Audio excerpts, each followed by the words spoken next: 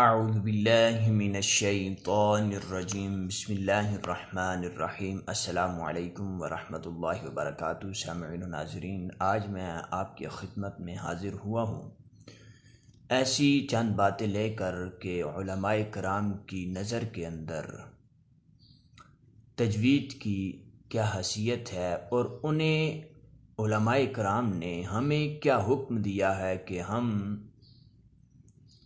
تجوید کے متعلق ہمیں کیا حکم دیا ہے کہ ہم کیا کریں۔ سامعین و ناظرین، ہم بلا کسی تاخیر سبق شروع کرتے ہیں۔ اس سے پہلے یہ کہتا چلوں کہ اگر ہمارا سبق سمجھ آئے، پسند آئے تو چینل کو سبسکرائب ضرور کریں، شیئر زیادہ سے زیادہ کریں تاکہ زیادہ سے زیادہ نیٹ ورک پر کام ہو سکے۔ سامعین و ناظرین، میں دعا کرتا ہوں اللہ تعالیٰ میرا پڑھنا، آپ کا سننا اپنی پاک بارگاہ میں قبول اور منظور فرمائے۔ آج کا جو سبق ہے میں اس کا موضوع آپ کے سامنے بیان کر چکا ہوں، تو سبق شروع کرتے ہیں۔ حضرت علامہ جزری رحمۃ اللہ علیہ نے مقدمۃ الجزری کے اندر ارشاد فرمایا، وَالْأَخْذُ بِالتَّجْوِيدِ حَتْمٌ لَازِمٌ مَن لَّمْ يُجَوِّدِ الْقُرْآنَ آثِمٌ۔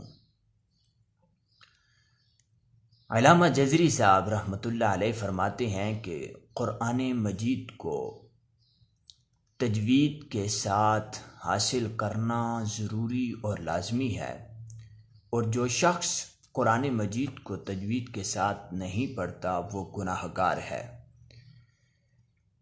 ایک اور مقام پر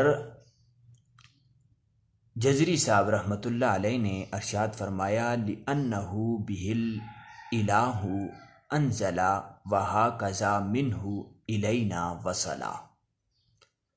اس لیے کہ شان یہ ہے کہ قرآن مجید کو اللہ تعالیٰ نے تجوید ہی کے ساتھ اتارا ہے، اور اس ہی طرح یعنی تجوید ہی کے ساتھ یہ قرآن اس حق تعالیٰ سے ہم تک پہنچا ہے۔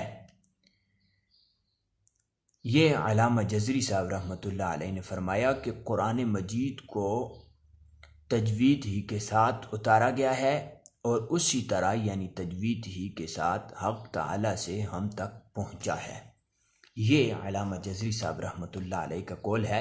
ایک اور قول میں آپ کی نظر کرتا ہوں۔ حضرت علامہ بیضاوی رحمۃ اللہ علیہ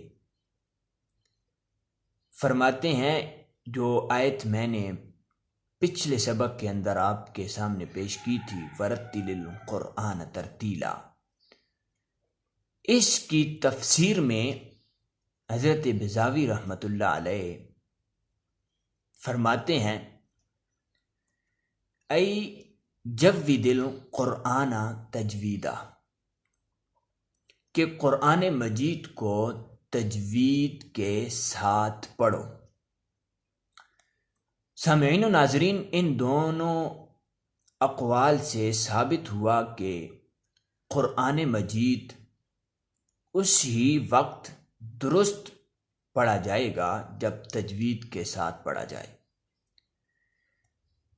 سامعین و ناظرین، میں آپ کو ایک دو باتیں آگے سبق کے متعلق بتاتا ہوں، مگر یہ ہے کہ ہمیں تجوید کا حاصل کرنا ضروری اور لازمی ہے، قرآن کو تجوید کے ساتھ پڑھنا بھی ضروری اور لازمی ہے۔ سامعین و ناظرین، پچھلے سبق کے اندر میں نے آپ کے سامنے لفظ لحن پیش کیا تھا، اور اس کی دو معنی تھے، لب و لہجہ اور غلطی۔ پھر جو غلطی ہے اس کی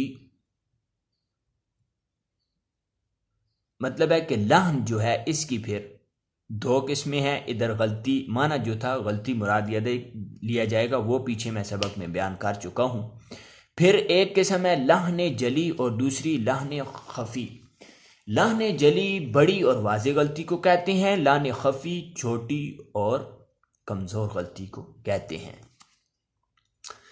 سامعین و ناظرین، آج میں اس سبق کے اندر آپ کو یہ بتاؤں گا کہ لحن جلی کتنی قسم کی ہوتی ہے اور کس طرح سے ہوتی ہے اور اس کا حکم کیا ہے۔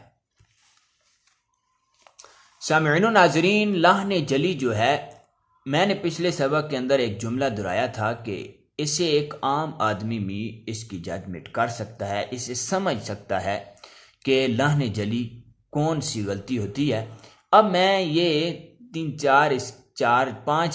پانچ اس کی جو ہیں قسمیں ہیں کہ یہ کون کون سی غلطی ہوتی ہے، یہ میں آپ کے سامنے پیش کرتا ہوں۔ سامعین و ناظرین، سب سے پہلی جو لحن جلی ہے وہ اس کی جو قسم ہے وہ یہ ہے کہ حرف کو حرف سے بدل دینا، حرف کو حرف سے بدل دینا، یہ لحن جلی ہے۔ اور یہ کیسی ہوتی ہے؟ مثال میں آپ کے سامنے پیش کرتا ہوں۔ جیسے الحمد کی جگہ آپ پڑھ دیں الحمد، یعنی ہائے الحمد، ہائے آپ ہم پڑھ دیں ہا، جو آنکھوں والی جو ہا ہوتی ہے وہ پڑھ دیں الحمد، تو اس کا معنی بھی چینج ہو جائے گا اور یہ لحن جلی ہے۔ یہ ایک قسم تھی۔ دوسری قسم یہ ہے کہ حرف میں کمی یا زیادتی کر دینا، یعنی حرف کو بڑھا چڑھا دینا، یعنی حرف کو اگر لمبا پڑھنا ہے تو ہم لمبا نہ کریں، اگر لمبا نہیں کرنا تو ہم لمبا کر دیں۔ یہ حرف میں کمی یا زیادتی کر دینا، حرف میں بڑھاؤ چڑھاؤ کر دینا، اس کا یہ معنی ہے۔ جیسے اس کی مثال میں آپ کے سامنے پیش کر دیتا ہوں، جیسے وَلَمْ يُولَدْ، سورۃ الاخلاص کے اندر وَلَمْ يُولَدْ ہے، اسے ہم پڑھ دیں وَلَمْ يُولَدْ، وَلَمْ يُولَدْ، یعنی وَلَمْ یو یا پیشوا یو، یہاں وو مدہ ہے تو اس سے ہم مدہ نہ پڑھیں، یعنی لمبا نہ کریں، وَلَمْ يُولَدْ پڑھ دیں، تو یہ لحن جلی ہے۔ اس کی آخر میں آپ کو حکم میں سناؤں گا، اس کا حکم کیا ہوتا ہے، ان باتوں کو ذہن میں رکھنا ہے۔ سامعین و ناظرین، یہ دوسری قسم تھی۔ اب میں اس کی تیسری قسم آپ کی نظر کرتا ہوں، یعنی حرکت میں غلطی کر دینا۔ حرکت میں غلطی یہ ہے کہ اگر زبر ہے تو زیر پڑھ دینا، پیش ہے تو زیر پڑھ دینا، اور زیر ہے تو پیش پڑھ دینا، یہ غلطی ہے اور یہ بھی لحن جلی ہے۔ میں اس کی مثال آپ کے سامنے پیش کرتا ہوں، جیسے انعمت، یہ سورۃ الفاتحہ کے اندر ہے انعمت، انعمت، تو اسے ہم پڑھ دیں انعمت، انعمت ہم پڑھ دیں انعمت، یہ غلط ہو جائے گا، یا ہم پڑھ دیں انعمت، یہ غلط ہو جائے گا۔ میں آپ کے سامنے اب چوتھی، یہ بھی لحن جلی ہے، حکم میں آخر میں سناؤں گا، اس بات کو یاد رکھنا ہے۔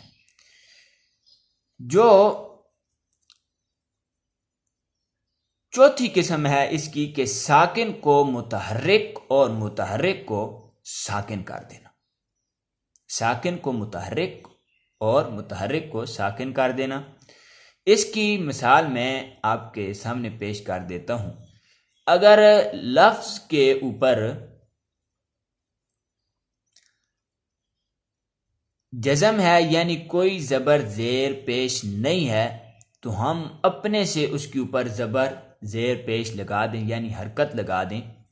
اس کے اوپر زبر زیر نہیں ہے مگر ہم لگا دیں، پڑھنے کے اندر قرات کے اندر ہم لگا دیں، تو یہ غلطی بھی لحن جلی ہے۔ یا پھر اگر زبر زیر ہے تو ہم زبر زیر نہ پڑھیں، یہ لحن جلی ہوگی۔ یہ اس کی مثال میں آپ کے سامنے پیش کر دیتا ہوں۔ اب سورۃ الفاتحہ کے اندر ہی ہے الحمد، الحمد، اس کی جگہ ہم پڑھ دیں الحمد، الحمد، یعنی لام ساکن ہے، الحمد، ہم پڑھ دیں اعلی، لام کے اوپر زبر دے دیں الحمد، تو یہ بالکل غلط ہو جائے گا اور یہ لحن جلی ہے۔ سامعین و ناظرین، پانچویں غلطی جو ہے وہ یہ ہے کہ مشدد کو مخفف کر دینا، مشدد کو مخفف کر کے پڑھ دینا، یہ لحن جلی ہے۔ یعنی اگر لفظ کے اوپر شد ہے تو ہم اس کے اوپر جزم دے دیں، اگر جزم ہے تو ہم شد پڑھ دیں، یہ غلطی۔ میں آپ کے سامنے اس کی مثال پیش کرتا ہوں۔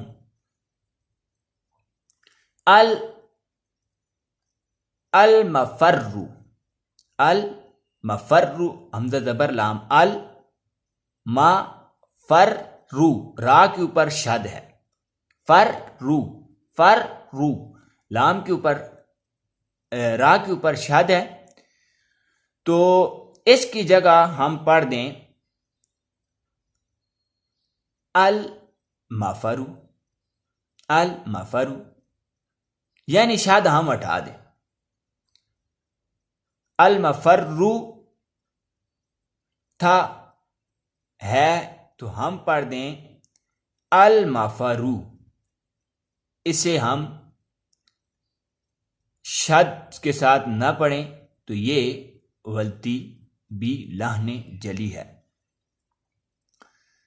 دوسری مثال اسی ضمن میں آپ کی خدمت میں پیش کرتا ہوں۔ البصرو، البصرو ہے تو ہم پڑھ دیں البصرو، البصرو، تو یہ بھی لحن جلی ہے۔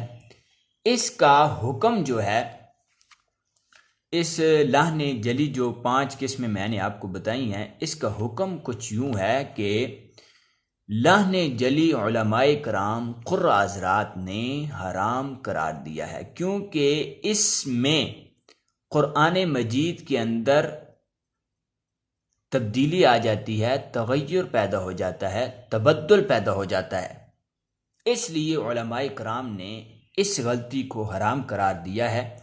تو ہمیں اس غلطی سے بچنا چاہیے۔ ابھی لفظ لحن کا بیان آگے اور بھی ہے، میں آپ کی خدمت میں پیش کروں گا، تو آپ نے ضرور سننا ہے۔ آج کا سبق یہاں ختم کرتے ہیں، اور ان غلطیوں سے لازمی بچنا ہے، ان کو علماء نے حرام قرار دیا ہے، اور سننے علماء نے یہاں تک لکھا ہے کہ جو سنتا ہے وہ بھی حرام کام کرتا ہے، اور جو پڑھتا ہے وہ بھی حرام کام کرتا ہے۔ اس طرح کی غلطیوں سے ہم نے بچنا ہے۔ اللہ تعالی مجھے اور آپ کو ان باتوں پر عمل کی توفیق عطا فرمائے۔ وما علینا الا البلاغ المبین۔